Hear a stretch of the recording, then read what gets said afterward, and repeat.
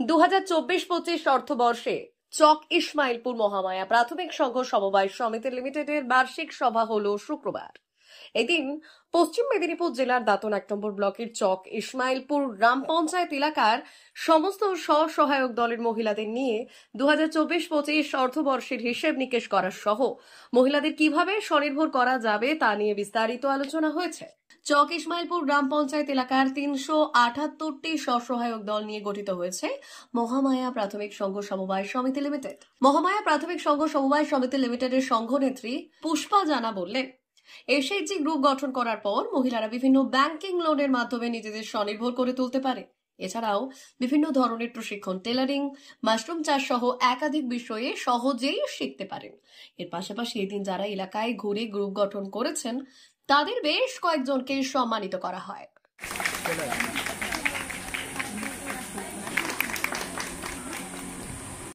আমি দেখেই খুব ভালো লাগলো যে দিদিরা এখানে এতটাই আগ্রহ,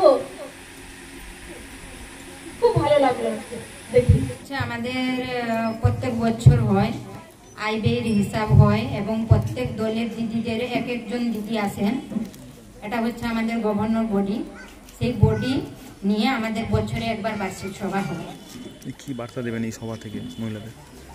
এই সভাতে আমাদের আয় ব্যয়ের হিসাব হয়, বাজেট হয়, পরিকল্পনা হয়, সবকিছুই এই সভায় আলোচনা হয়। গ্রামের মহিলারা এই সভায় এলে কিভাবে উপকৃত হবেন বা এই গ্রুপ যোগদান করলে, গ্রুপগুলো করলে কিভাবে উপকৃত হবেন? গ্রুপে যোগদান হলে মেয়েদের একটাই কথা, আগে যখন আমাদের এই দলে মেয়েরা থাকতেন না, ওনারাই নিজের মুখেই স্বীকার করেছেন যে ওনারা দলে এসে আগে যখন দল করতেন না, ওনারা বাড়ি থেকে বেরোতেন না, ব্যাংকমুখীও হয়েছিলেন না। এরা আজকে বাড়ি থেকে বেরোতে পেরেছেন দল করে। আর একটা কথা হচ্ছে, দল করার পরে ওনারা 3 মাসের পরে আরএফ এর টাকা পাচ্ছেন। বর্তমান আরএফ এর টাকাও হচ্ছে 30,000 টাকা একটা দল। সেই টাকা কিন্তু সরকার দেয় যে কোনোদিন ফেরত নেই না সেই টাকা। 6 মাস বয়স হয়ে গেলে সেই দলটি 1,50,000 টাকা ঋণ পায়।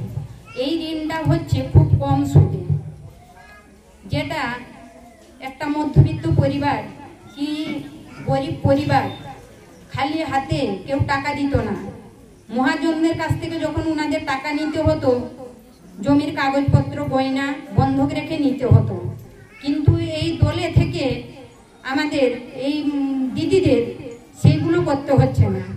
নিজেদের ডকুমেন্টস দিলেই ব্যাংক ওনাদেরকে লোন দেন। 6 মাস দলের বয়স হয়ে গেলে 1,50,000, 12 মাসের মাথায় শোধ হয়ে গেলে আবার 3 লাখ, 3 লাখ শোধ হয়ে গেলে 6 লাখ। তারপরে চাহিদা মতো ওনারা কিন্তু লোন পেতে থাকেন এবং খুব কম ইন্টারেস্টে। কোনো ব্যাংক 3,50,000 পর্যন্ত 70 পয়সা ইন্টারেস্ট, বাদ বাকি তার ঊর্ধ্বে নিলে যে ব্যাংকের যেভাবে সিস্টেম ওনারা কিন্তু সেইভাবেই পায়। কিন্তু সেটাও সর্বনিম্ন, কোথাও হয়তো 12.5, কোথাও হয়তো 11%, এইভাবেই ওনারা লোন পান, কোথাও 10%। এটা হচ্ছে ব্যাংকিং ইন্টারেস্ট যেভাবে ওনারা সেইভাবেই পান। এবারে দলে থেকে বিভিন্ন রকমের প্রশিক্ষণ পান, দল কিভাবে চালাবেন, দল করলে আগে দল কিভাবে চালাবেন, দলের খাতাপত্র কিভাবে করবেন এবং নানান রকমের প্রশিক্ষণ পান, কিভাবে ওনারা উন্নয়ন করবেন।